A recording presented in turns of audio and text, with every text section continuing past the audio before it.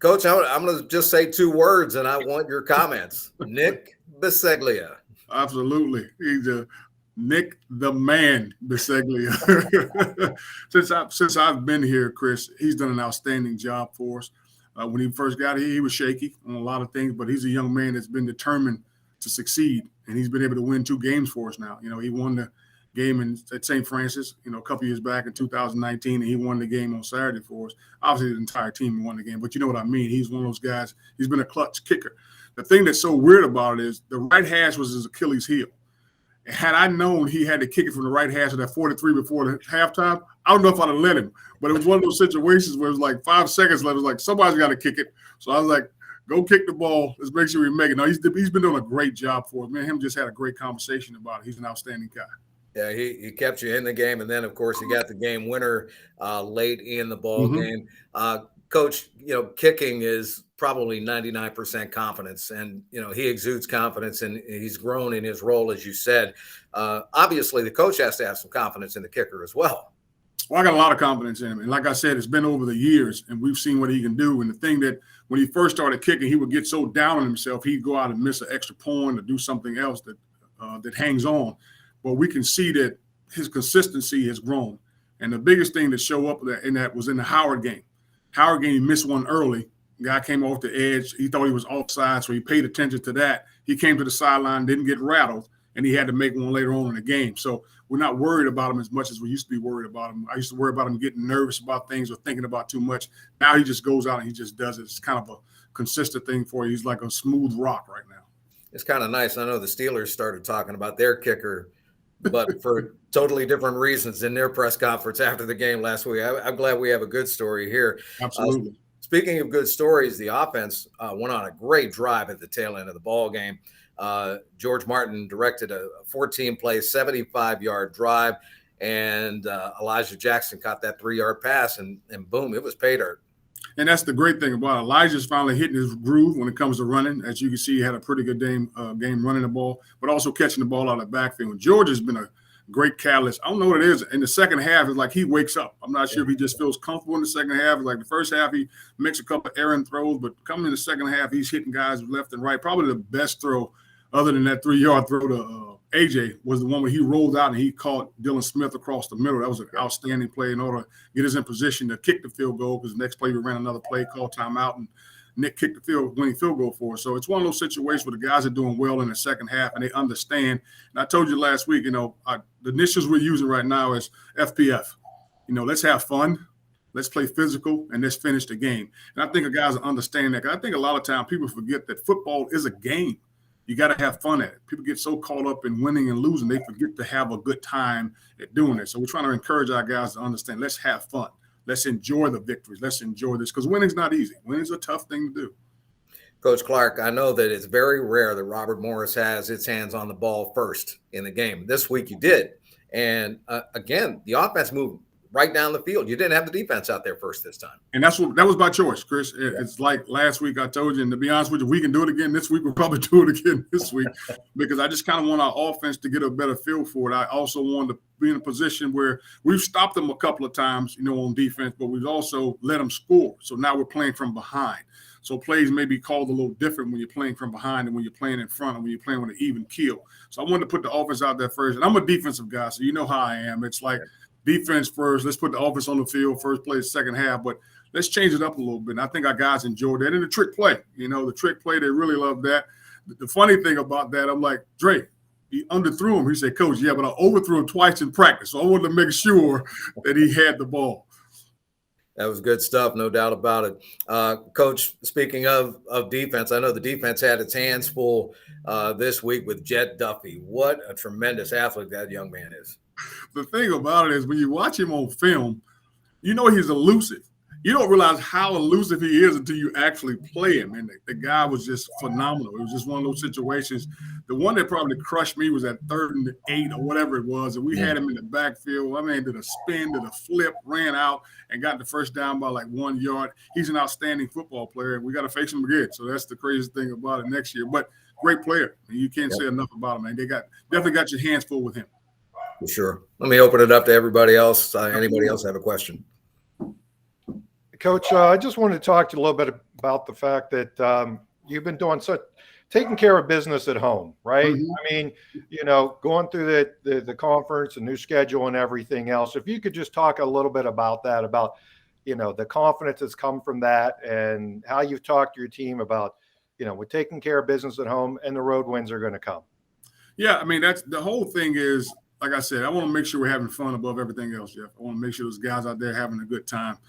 And for some reason at home, they're having more fun on the road because we're able to pull things out. I think, but the most important thing is us learning to play together. I think once we learn to play together, we're doing a great job at home. The road wins are going to come, like you said. It's one of those situations. The kind of model that I think we're trying to follow a little bit would be the Monmouth model. Monmouth was in the NEC, then they went to the Big South, and they started out slow on the road and at home. And we've just been able to try to do that. Luckily, our guys have been able to put some wins together and put some things together, and let's win some home games. But, it's one of those things, like you said, the road games are going to come. We just got to figure out what's the most important thing we're on the road. Do we need to leave earlier? Are we spending too much time in the hotel? Are we not feeding them enough? As a coach, you go through all those things in your head because you're trying to figure out what's wrong, what's going on. Are we starting too slow? What's the situation? And maybe, like Chris said, maybe we need to put offense on the field first. So we'll find out next week after we play this one. See that Anthony Purge got a couple of extra touches this week again. Talk about confidence. You have some confidence in that young man. He's been getting some chances, and he's capitalizing, Coach. Well, the good thing about, like I said before, Chris, he's a fifth-year senior. You're talking about a bowling ball of butcher knives. He's downhill. He gets it going. He plays hard. He works hard. And he works hard all week in practice. He's one of those guys where he doesn't complain if he doesn't get the carries he needs, but when we need him, he goes out there and he delivers. Coach, just wonder if you could talk a little bit about the challenges in getting ready for this week, getting prepared for that offense that you're going to face. And I know, trying to coach against that's always one of the more difficult weeks on the schedule, and how you try to replicate that in practice. You try, Jeff, but as you know, if you're a former coach, it's almost impossible. And it's not so much replicating what you're going to see. You can see that. It's the speed of it. Once it's going, that's the toughest part to replicate. We got some guys who are giving us everything. We got some scout team guys that are busting their behind and give us the best look they can. But it's the speed of it that becomes an issue more than anything else, because it's hard to replicate that quarterback. It's hard to replicate how fast that freaking fullback's coming downhill. And on top of that, it's also the offensive linemen who've been doing this, and they're cutting you left and right. So you try to replicate the cuts as much as possible. So, but at the same time, you don't want to get your team hurt. So you don't want to cut as much in practice. You're going to get cut in the game. So all those things are tough to replicate. So a lot of times you'll slow them down, or you'll do them without a football. So now you make them assignment football. You make it disciplined football, and now guys pay more attention to it and more focus to it. And you walk through a lot of it. Even though you're not getting the speed, you're getting the discipline of it, of who you need to take on this play, who you need to take on this play, and why it works this way. All right. Another question. I know you're a defensive guy. So obviously – the key in going up against an offensive like that is to give them different looks. So they got to, they've got to make the quick decisions on there. And what do you try to do defensively to maybe, mix things up a little bit defensively to make them overthink a little bit too much in that offense, if that makes sense, Coach? And well, to be honest with you, Jeff, I don't think we're going to switch it up too much. I'm going to tell you why. Because when you run that offense, you faced every front you're going to see. You faced every blitz because you know it. And I'm speaking from experience. I was at another school and we played Air Force. And we went to a 3-man front. And we were a 4-man front team. For the first drive, they used to seeing a 4-man front from us. They didn't see a 4-man front. So we stopped them the first drive. But once they went to the sideline, okay, they're in a 3-man front. This is how we're going to do it against a 3-man front. They already know what to do against certain things. You can send a couple more blitzes here and there and try to throw them off a little bit. I think that's what we're going to try to do a little bit. But for the most part, it's about disciplined football. It's about being where you're supposed to be. If you're supposed to take the quarterback on this play, take the quarterback. You're supposed to take the dive, take the dive. You're supposed to take the pitch, take the pitch. To me, it's more discipline than anything else. And I've played against the option when I was at the University of Miami. We played Oklahoma, and that's what it was all about, was making sure as a Mike linebacker, I had to dive.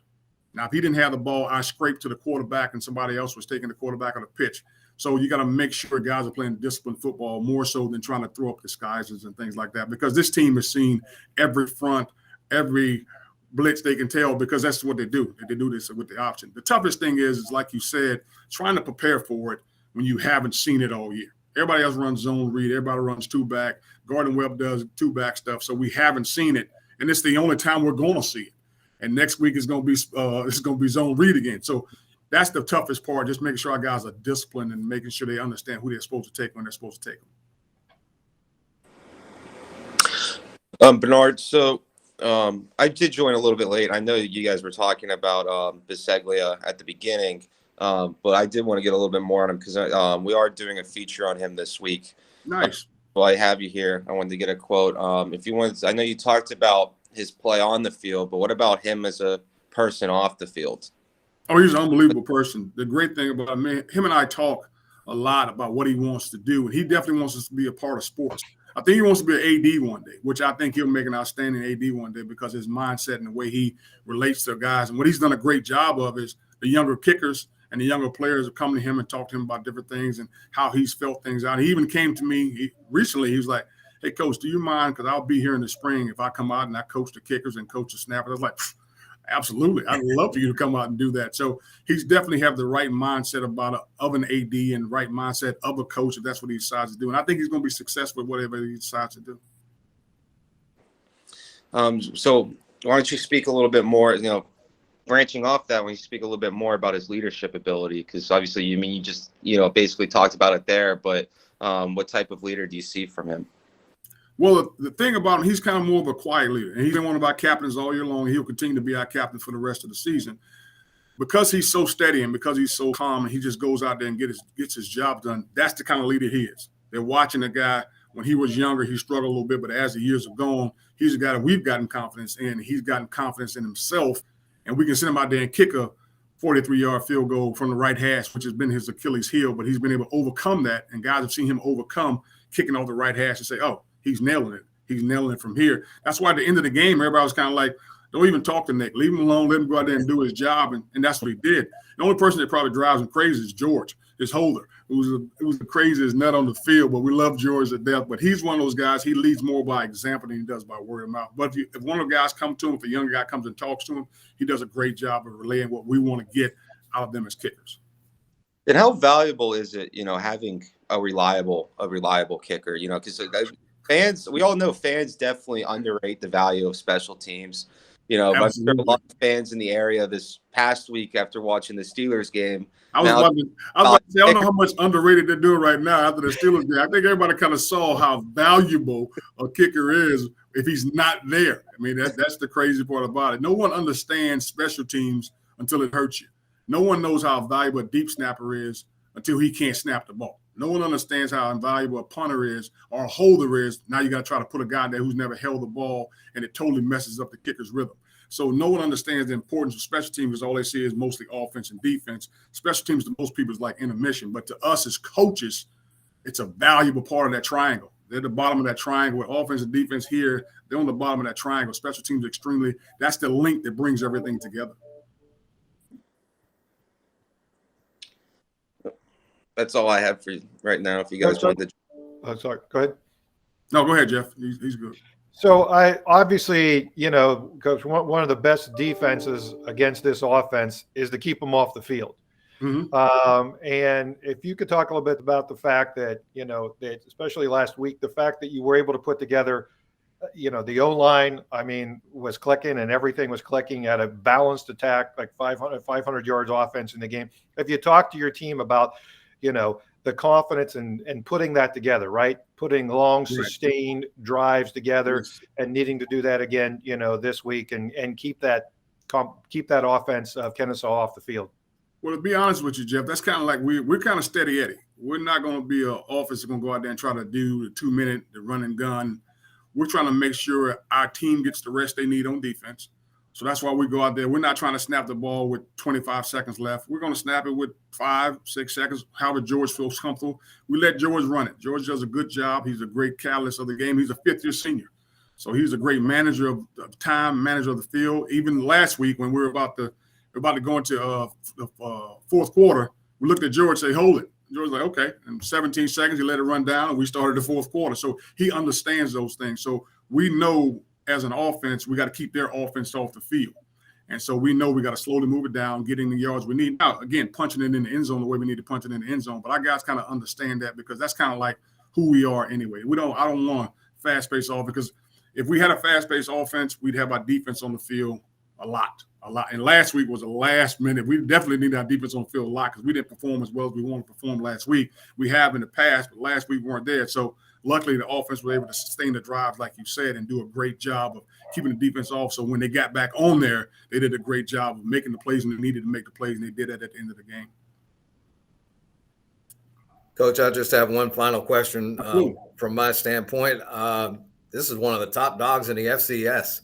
I mean, is there some conversation about these guys, and the swagger that they bring into this ball game this weekend in your locker room?